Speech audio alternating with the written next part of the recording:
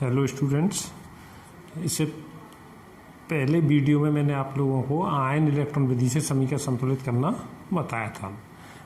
आज मैं ऑक्सीकरण संख्या विधि से रासायनिक समीकरण संतुलित करना बताऊंगा। इससे पहले मैं ऑक्सीकरण संख्या निकालने की विधि आप लोगों को वीडियो में बता चुका हूं कि किस तरह से हम ऑक्सीकरण संख्याएं निकालते हैं।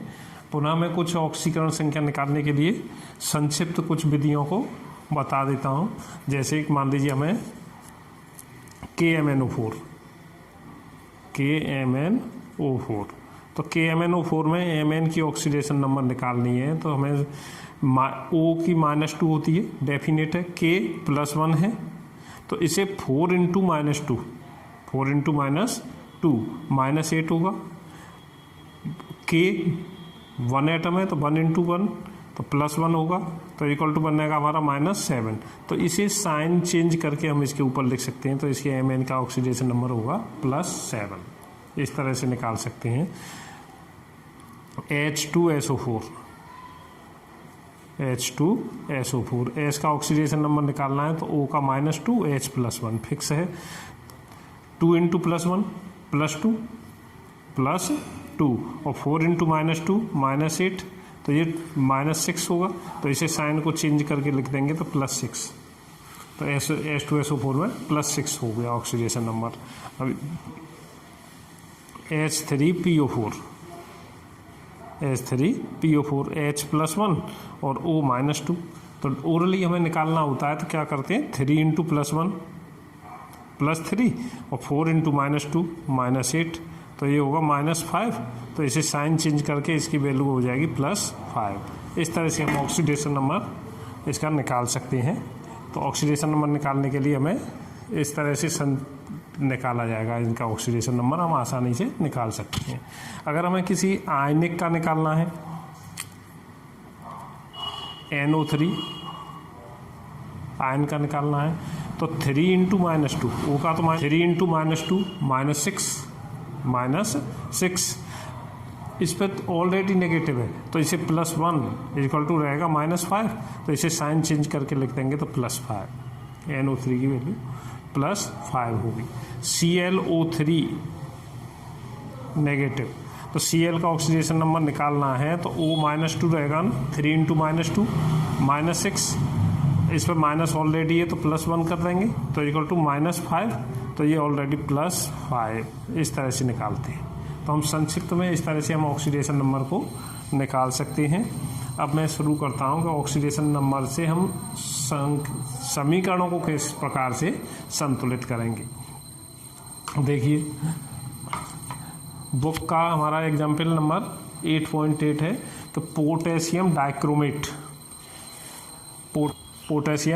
डाइक्रोमेट की अभिक्रिया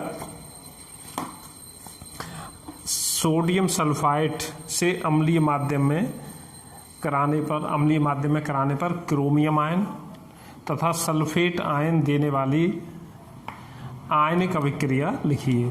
तो पोटेशियम डाइक्रोमेट K2Cr2O7 ये आयनित होता है तो ये विलयन में आयन देगा Cr2O7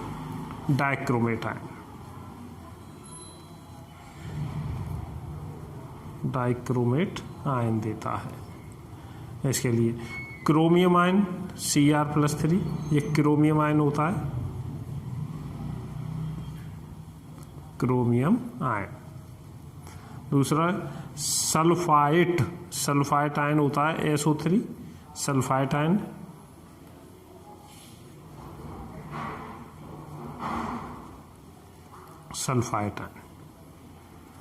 और ये ऑक्सीकृत होकर सल्फेट आयन देता है। सल्फेट होता है SO4। तो इसका हम इक्वेशन लिखते हैं तो जब हम इसका इक्वेशन लिख लेते हैं तो इक्वेशन लिखने के लिए पोटेशियम डाइक्रोमेट आयन है वो केवल विलयन में ही रहते हैं, जलीय विलयन में ही ये रिएक्शन करेंगे। तो मैं इसके लिए देखिए डाइक्रोमेट आयन है, dichromate ion SO3 sulphide ion से रिएक्शन करता है तो Cr+3 प्लस SO4। तो Cr2O7 में Cr का ऑक्सीडेशन नंबर +6, SO3 में +4 रहेगा। तो हमारा Cr एक्वस में +3, SO4 में +6। तो चेंज किस में हुआ है ऑक्सीडेशन नंबर? Cr का ऑक्सीडेशन नंबर चेंज हो गया, +6 से +3, हमारा +6 से +3 हो गया ना। तो +6 से +3 तो 2 × 6 +12 होगा, 2 × 3 एटम्स को इक्वल कर लेते हैं पहले। तो 2 × 6 12 और 2 × 3 6। तो 12 और 6 में 6 का कमी हो गई ना, अपचयन हुआ, अपचयन होगा, रिडक्शन। सेकंड हमारा SO3 से SO4 बन रहा है। तो SO3 +4 है, इधर +6, तो +4 से +6, तो 2 की वृद्धि हो रही है इसकी। तो अब हम कमी और वृद्धि को बराबर करते हैं। तो 6, इसे 6 बनाने के लिए 3 से मल्टीप्लाई कर दें, तो ये बन जाएगा हमारा 3SO3 = 3SO4। फिर नेक्स्ट स्टेप में हमें ऑक्सीडेशन नंबर लिखने की आवश्यकता नहीं रहती।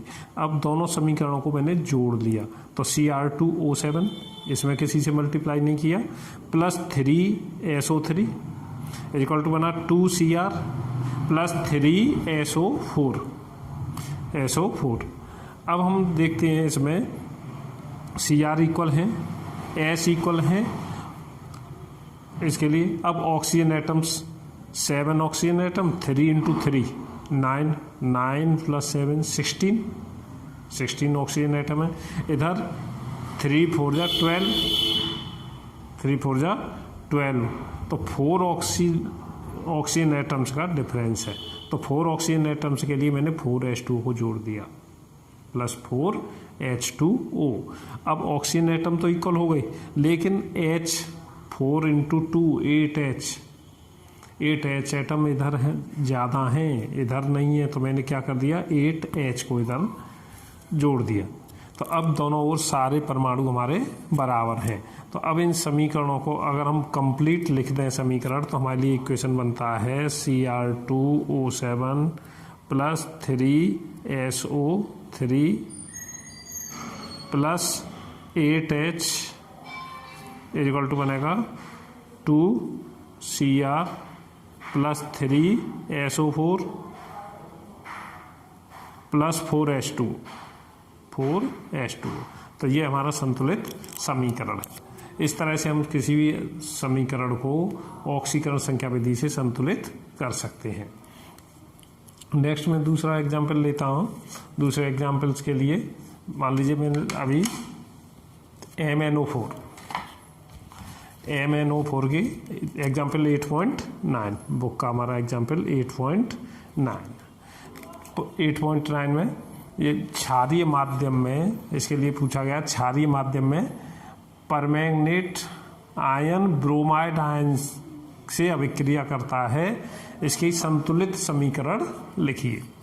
इसे संतुलित समीकरण हमें लिखनी है कि परमैंगनेट आयन ब्रोमाइड आयन से क्षारीय माध्यम में क्रिया करता है,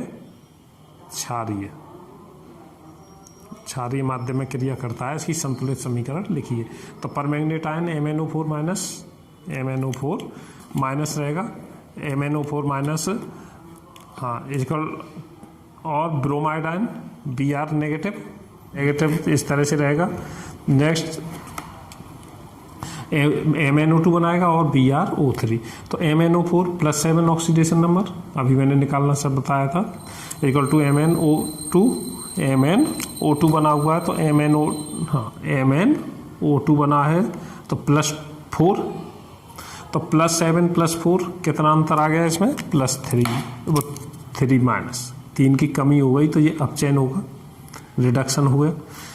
Br ब्रोमाइड नेगेटिव चार्ज है तो -1 होगा। BrO3 +5 कितनी वृद्धि हुई, 6 की, -1 + 1 करेंगे तो 0, 0 के आफ्टर 5 आना है, तो 6, तो 6 के हमारा इसमें 6 की वृद्धि हुई है, 6 का इंक्रीज हुआ है और ये डिक्रीज। तो इन दोनों को इक्वल करना है तो इसे 2 से मल्टीप्लाई कर दिया जाए। 2 से मल्टीप्लाई करने पर ये भी 6 बन जाएगा। तो इस इक्वेशन को मैंने 2 से मल्टीप्लाई कर दिया और इस के साथ जोड़ दिया। कमी और वृद्धि को बराबर करने के लिए। तो 2MnO4 प्लस Br, अभी ऑक्सीडेशन नंबर बार बार लिखने की आवश्यकता नहीं रहती, तो 2MnO2 प्लस BrO3 ये बना। अब Mn के इक्वल है, Br के इक्वल है। ऑक्सीजन देखते हैं तो 2 × 4 8 ऑक्सीजन, इधर 2 × 2 4 ऑक्सीजन और 3 ऑक्सीजन 7 ऑक्सीजन, इधर 8 ऑक्सीजन एटम है, इधर 7 है, तो एक ऑक्सीजन एटम की हमारे पास कमी है। तो एक ऑक्सीजन कम है, तो उसके लिए क्योंकि अभिक्रिया क्षारीय माध्यम में है इसलिए मैंने इसमें प्लस OH जोड़ दिया, OH। तो ऑक्सीजन इक्वल हो गई, लेकिन H इक्वल नहीं थी, तो H इक्वल नहीं है तो मैंने इधर जोड़ दिया H आयन को जोड़ दिया, H आयन जोड़।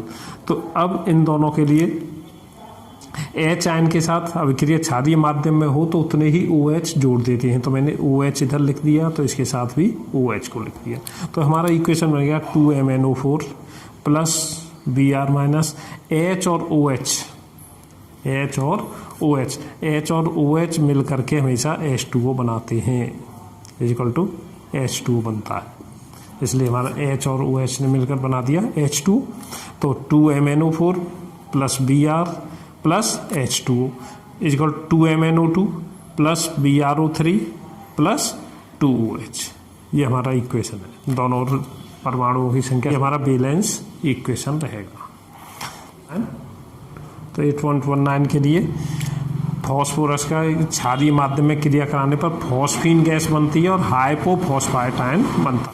P4 ऑक्सीडेशन नंबर 0 होगा, क्योंकि स्वतंत्र अवस्था में कितने भी परमाणु जुड़े होते हैं तो 0 होती है ऑक्सीडेशन नंबर, इस तरह से इस मेथड से।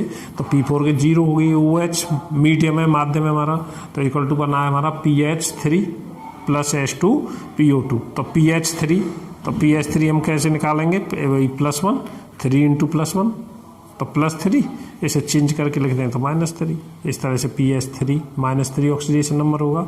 H2PO2 में अगर हम ऑक्सीडेशन नंबर इसका निकालें और H2PO2 में H2PO2 -1 तो H +1 O -2 तो 2 2 जा -4 और इधर -1 है और तो -4, तो ये रह जाएगा हमारा 3 -3, तो -3 तो चेंज कर लें तो +3 और 2 × +1 2 × +1 प्लस के 2 2 × -2 -4 प्लस x इक्वल टू -1, तो ये हमारा रहता है x इक्वल टू +1, तो हमारी x की वैल्यू क्या रहेगी +1। तो 1 की वृद्धि हुई है, इसमें इंक्रीज हुआ है और 3 डिक्रीज हुआ है, तो इन्हें बराबर करना है तो इसे 3 से मल्टीप्लाई कर दिया जाए। 3 से मल्टीप्लाई कर देंगे क्योंकि दोनों ही एक फॉस्फोरस से ही बन रहे हैं, तो हमें इसे 3 से मल्टीप्लाई कर दिया मैंने। तो 3 से मल्टीप्लाई करने पर ये हमारा हो जाएगा PH3 plus 3H2PO2 P4 plus OH PH3 plus 3H2PO2। अब देखिए P4 P इक्वल है, P के लिए 3P प्लस P 4P हो गए। इसके OH की संख्या देखें तो इधर कितने हाइड्रोजन है, 6 हाइड्रोजन और 6 ऑक्सीजन, 6 हाइड्रोजन और 6 ऑक्सीजन है। तो मैंने इसके लिए 3H2PO2 OH है ऑलरेडी, 3 और 2 OH को मैंने इधर कर दिया तो ऑक्सीजन एटम्स इक्वल हो जाएंगे, लेकिन हाइड्रोजन 3 2 जा 6 और 3 9, तो 3 2 जा 6 और 3 9 हो जाएंगे। तो इनको सबको जोड़ के लिख दिया है, तो P4 plus 3OH plus 3H2 equal to PH3 plus 3H2PO2। इस तरह से हमारा इक्वेशन, इसको ना एक बार रिवाइज कर देता हूँ कि जिन तत्वों के एटम्स के ऑक्सीडेशन नंबर में चेंज होता है उनके ऊपर लिख देते हैं, उनकी कमी और वृद्धि को बराबर कर लेते हैं, समीकरणों को फिर दोनों को जोड़ लेते हैं, आवश्यकता अनुसार H और OH और H2O जोड़ते हैं। इस प्रकार हमें समीकरण प्राप्त होते हैं। ये विधि थी हमारी समीकरण संतुलित करने की ऑक्सीकरण संख्या विधि। अभी अगर चैनल को सब्सक्राइब नहीं किया है तो सब्सक्राइब कर लीजिए, जिससे आपको नेक्स्ट वीडियो मिलते रहें। Thank you.